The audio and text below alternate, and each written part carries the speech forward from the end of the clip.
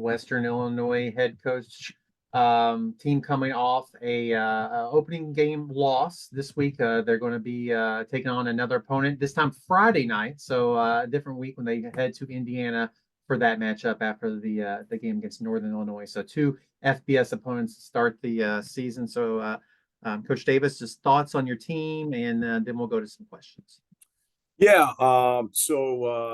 First opportunity certainly as a team to play and travel together against a really, really good team, Northern Illinois on Saturday.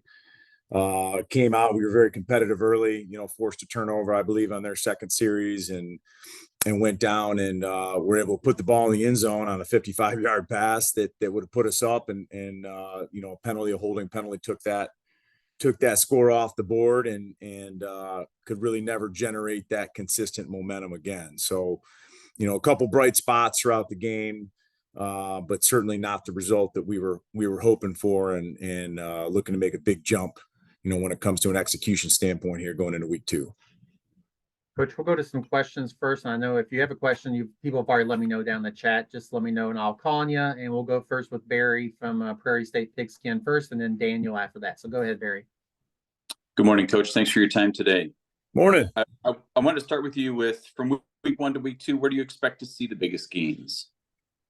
Yeah, I think from an execution standpoint, you certainly want some of the base calls on an offense, defense, and special teams perspective to be improved. I've often said that great teams have the ability to master the mundane. And many of the close games, many of the big moments that happen during a team's particular team season really come down to the first and second day installations. Some of your base calls that you have the ability to consistently execute in very, very big moments. So, we had some of those moments Saturday and we're a little bit hit or miss really in all 3 phases. So, just again, trying to move forward with being really, really good at the basics of our system here. And hopefully will give us something to build on as the season progresses. I wanted to ask you a little bit about a guy you mentioned after the fall scrimmage, which was Tristan Duncan, who made some plays on Saturday. And I wanted to ask you a little bit about how you kind of got to know Tristan during the recruiting process and what Tristan has added to this team. Yeah, well, Tristan was one of 2 walk-ons that started for us on Saturday, against an FBS opponent. Tristan's a guy that we've used a little bit as an example to our team because he practices how he plays. He practices very, very hard. He's always flying around the field. He plays whatever position is asked of him. And you're able to see some bright spots with him on Saturday. He's a young man from Effingham, not too far away from here, that was a Division II recruit coming out of high school. Actually got into a very, very severe car accident his senior year of high school. Wasn't able to play his senior season. Wasn't able to play as he was recovering at the Division II school. So we went the junior college route, and we had a prior relationship with him from his high school recruiting, and brought him in here at the mid-year as a walk-on. So in spring football, he just kind of kept showing up every single day, and even through this fall. Sort of fended off some transfers that we brought in to become a starting receiver for us. So excited about him. He's fast. He's got good hands. He's smart. He's tough. He blocks. He's a physically strong football player, and definitely a guy that we'll look to continue to build on here as the season progresses.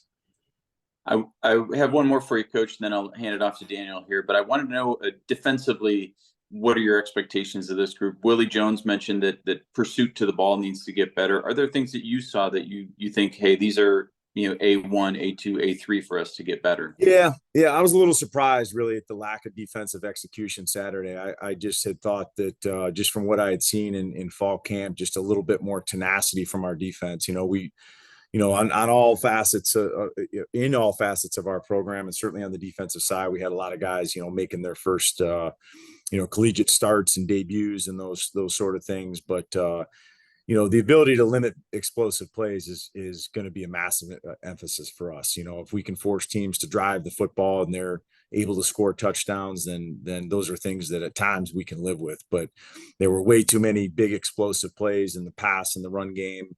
that really, sucked any momentum that we had, out of that football game. So, just the ability to make sure that we're leveraging plays, we have edges to the defense, making sure that we're getting disruptions on second level releases by wide receivers are all things that contribute to limiting explosive plays, because it forces the quarterback just to hold on to that football for 1 second longer. So, those are things here going into week 2 against an excellent opponent that will be a big emphasis for us. Thanks, Coach. We're You're going to go welcome. to Daniel, who's with the Indiana Daily Student. Go ahead, Daniel. Yeah, I wanted to ask you, watching IU from last weekend, what kind of stood out to you? Whole new staff, whole new roster, just your initial impressions of them.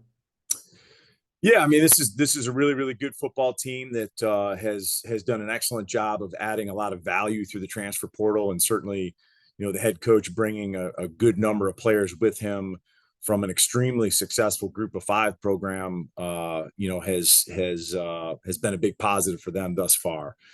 I've known Coach Signetti for a long time. Coached against him in Division II, coached against him in the CAA, and now here in our early season matchup. So he's a detailed coach. He's built winners everywhere he's been, and the guys that they've added, I think certainly stand out on film. Especially on the defensive side of the ball, the players that he's brought from James Madison, they look like Big Ten guys. They're big, they're strong, they're fast.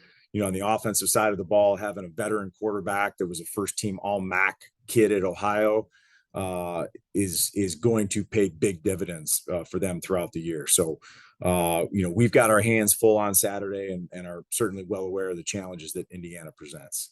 When you have a staff that is, again, new here and a roster that's so new, how much film of JMU are you kind of watching this week trying to prep for them? Yeah, good amount.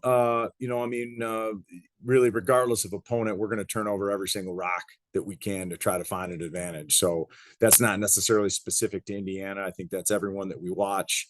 When there's a coaching change or early season games, you always dig back through old video as you're looking to present a plan to your football team. So, Coach Signetti brought both coordinators with him from JMU. So there's obviously a lot of carryover schematically with what they're doing. And you can see that even in their first game against FIU. So, the players and the coaches are very, very well versed in that system. And I think has probably helped them as a program acclimate with a new head football coach a little bit quicker. I had one more. You mentioned Rourke earlier. When I watch him, I'm not sure, high athlete is the term that initially comes to mind, but FIU kind of had him a few times, and he managed to escape. When you kind of look at trying to, move some pressure into sacks, what do you feel like are kind of the keys for you all? Yeah, you talking about from a defensive perspective, or? Yeah. I mean, listen, making that quarterback hold on to the football, regardless of player, is going to be a positive for your defense. It just is. A veteran quarterback that you allow to get the ball out on what we call rhythm or one hitch throws, they have the potential to be very, very deadly, right? Because they know where to go with the football. There's fluidity and, like I mentioned, rhythm in their delivery, and certainly helps them become a lot more accurate. I think that's probably at any level of football. So, forcing him to hold on to the football. We do have a couple disruptive edge rushers here that really Saturday we weren't able to really get loose, so to speak. Northern Illinois played the game really on the perimeter, and a lot of balls outside of the box, not a lot of drop back pass, not a lot about an in pocket type game plan for our opponent this past Saturday. So, helping to potentially keep Rourke in the pocket and make him hold on to that football would be a big priority for us, and certainly will help us as we try to get pressure on him. Really appreciate you, Coach. Absolutely. We'll go one more quick one back to Barry, and then we'll go to Coach George's time. So Barry, go ahead. Coach, I wanted to ask you a little bit about the protection up front. There was only one sack Saturday, which was a big improvement from last year. I know you like this offensive line group. What did you see, and how would you assess this group's performance as a whole? Yeah, I mean, the only sack of the game was the first play of the game, which kind of knocked us back a little bit. We tried to take a play action shot on the first play, and and just kind of couldn't hold up there. So yeah, I mean, there's some positives when you looked at the starting offense Saturday, Barry. I mean, all 5 starting offensive linemen have started Division I games, and those are the only guys in the offense that you could say that about. So certainly some bright spots. Definitely a lot to improve on. I think some of the avoidance of sacks is just Nate's natural athletic ability. He has an innate ability to escape. He's way more nifty on his feet that you think a kid that's 230 pounds would be. And so that'll help us throughout the season. I think any coach would tell you that they love when a quarterback can solve some issues with his feet. So, but we certainly have some work to do still with the offensive line and gelling that unit together. And again, the hope and prayer is that unit continues to progress and stay healthy throughout the season. And I think these early season tough matchups for us, especially in the front 7, will pay dividends later in the year. Great. Thank you, Coach. Thanks, Kyle. Coach, appreciate your time this morning. Best of luck Friday night, and then we'll talk to you again this time next week. Great. Thanks, Kyle. Thanks, guys.